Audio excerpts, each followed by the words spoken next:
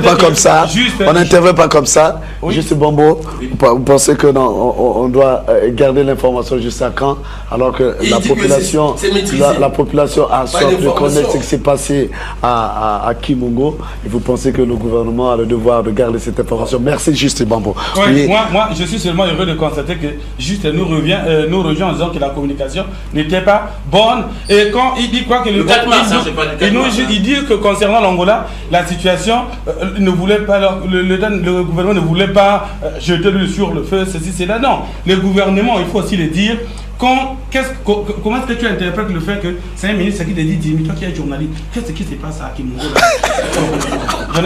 Voilà, merci. Alors, pour terminer cette question, alors comment faire pour régler cette situation de manière définitive, et par là, l'épineuse question de la porosité des frontières. Comment faut-il procéder? Alors, s'il y a un conseil à donner à nos autorités qui s'occupent de la question, alors, Elie Smith, que suggérez-vous aux autorités, aux responsables qui s'occupent de la sécurité des frontières? Premièrement, il faut un entente sous-régional. Il faut que les pays se voient dans les commissions mixtes entre les pays. Dans le cas de l'Interpol. L'Interpol même vient après, mais d'abord, il faut que les rapports entre inter-États ou sous-régionaux, par exemple, on est membre de la CEMAC, de la CEIAC, on doit la renforcer, ça c'est la première chose, les commissions mixtes. La deuxième qui est aussi primordiale, c'est ce qu'on a parlé ici dans le temps, c'est le problème de renseignement.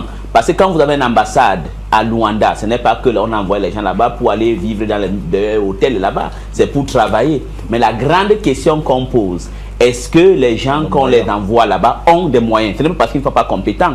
Parce que ce qui dit renseignement, ça veut dire que, ok, ce n'est pas demander Jimmy, comme Jimmy a dit, lancer une boutade là, que bon, toi qui es journaliste, qu'est-ce qui se passe là-bas? Non, c'est de donner les moyens au service de renseignement qui est à l'ambassade du Congo à Luanda, de faire des renseignements à Luanda pour savoir que qu'est-ce qui se passe. Mais malheureusement, souvent, moi j'en ai vu par exemple à Paris, quand les diplomates des pays de l'Afrique centrale viennent, bon, je ne veux pas utiliser le mot que quand ils viennent, ils vont dans les hôtels et les Nganda, ils boivent.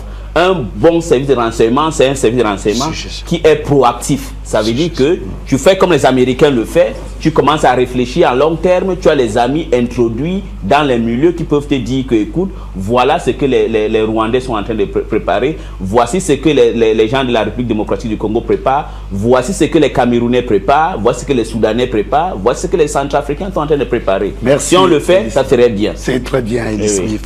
Voilà, rapidement, Fortuna Ngolali, une suggestion rapidement. Une suggestion rapidement. Moi, c'est vrai que le Congo, comme dit le politologue, et l'Angola sont des pays frères, mais il ne faudrait pas que le Congo perde de vue qu'un frère peut devenir un ennemi. Et moi, je ne vois pas l'Angola sacrifier ses intérêts pour protéger le Congo, ou encore au nom de l'amitié. Moi, je ne vois pas. Donc, ça veut dire quoi? Qu'il faut que le Congo regarde bien, comme a dit Elie Smith, le problème de la sécurité, c'est notre frère, oui, mais nous devons être forts côté sécurité. Merci bien, Fortuna Ngolali.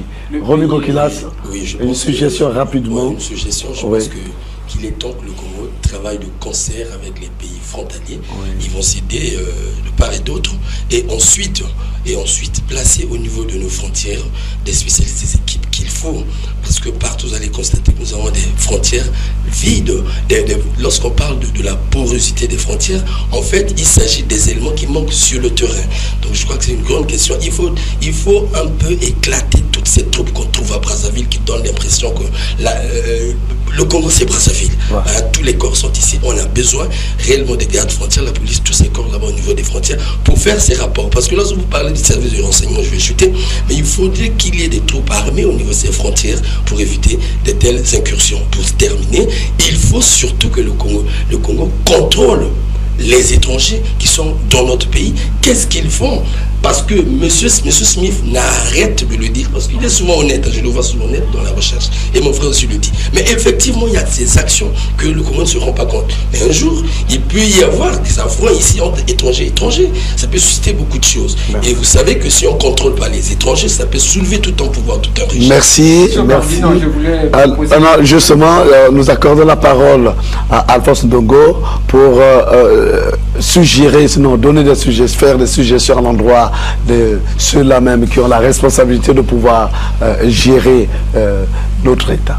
Bon, il faut d'abord noter que la normalisation entre Brazzaville et Luanda passe par la dynamisation des rapports entre les dirigeants. Parce que j'ai constaté que le président Sassou s'est rendu à l'ouverture de la CAN en 90 à Luanda. Il s'est rendu encore à un autre sommet, je crois, sur la sécurité maritime en Angola. Mais on n'a pas vu le président Dos Santos, chaque fois qu'il est invité à des manifestations du 15 août, il envoie plutôt un missi dominici. Donc ça montre quand même que, contrairement à avant, lorsqu'on sortit de la guerre, Dos Santos était plus fréquent chez nous. Je ne sais pas, moi qui suis journaliste, je lis ça un peu comme étant des rapports un peu timides. Pour quelle raison, je n'en sais rien. Et il faut, de ce point de vue, comme l'a dit Elie, au-delà du fait qu'il faut nécessairement qu'il y ait des commissions mixtes, mais n'oublions pas une chose, c'est que l'Angola est devenu un pays assez riche, très important aussi pour les investisseurs occidentaux. Et ensuite, ils se sont suffisamment armés. On a suivi qu'ils ont racheté des armes, n'est-ce pas, auprès des constructeurs et la Russie et tout ça. Ça fait que c'est une puissance régionale économique, c'est une puissance militaire surtout, et nous de notre côté, il va falloir qu'on laisse un peu avec le maboba, c'est-à-dire manger, boire, je ne vais pas citer notre nom, que nos services travaillent, que ce ne soit pas dans des petits ngadas qu'on fasse des griffons de fiches, que les gens travaillent, soient des stratèges, et qu'on envoie aussi des gens qu'il faut pour faire le renseignement à la place qu'il faut. Parce que souvent, on peut prendre un petit enseignant de l'école primaire, on envoie à l'ambassade, on lui dit tu es chargé du renseignement, il met une grosse veste et il se promène, il se déambule dans les... Voilà, c'est ça le Congo. Il faut que les gens travaillent. Merci bien, Alphonse Nogo. Alors, pour terminer ou suggérer, non. Suggestion rapidement. Moi, je veux qu'à l'issue de cet incident, et que l'Angola demande pardon au Congo.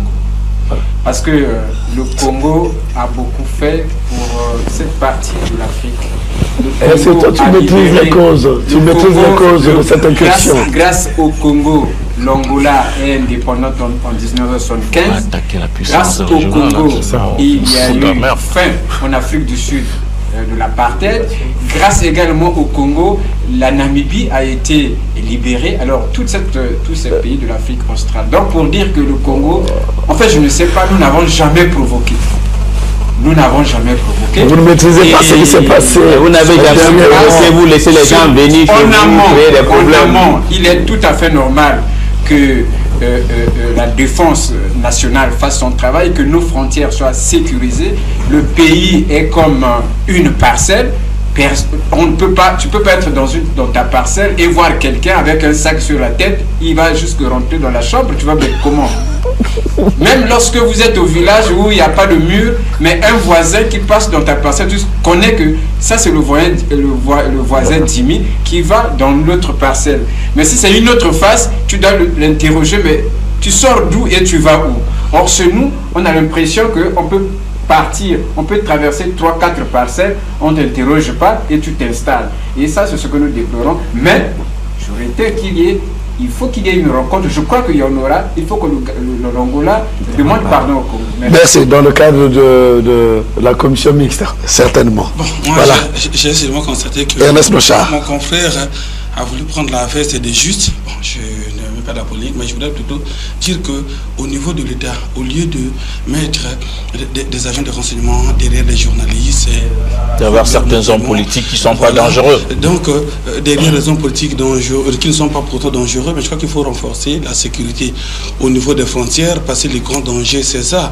Et aujourd'hui, vous pouvez être derrière un homme politique, mais qui est pourtant inoffensif, qui n'est même pas armé. Mais l'Angola est rentré, il a pris les villages et c'était quand même dramatique. Donc, au lieu de contrôler les va-et-vient des journalistes ici, mettons le cap sur nos frontières. Merci. Pas seulement avec l'Angola. Mettons le cap sur nos frontières. Voilà ce qu'a dit Ernest Blanchard-Dimi et que dira Justin Bombo. Bon, il faut, je pense que le problème au niveau de la commission mixte Luanda-Brazzaville ne se pose pas. Je crois que...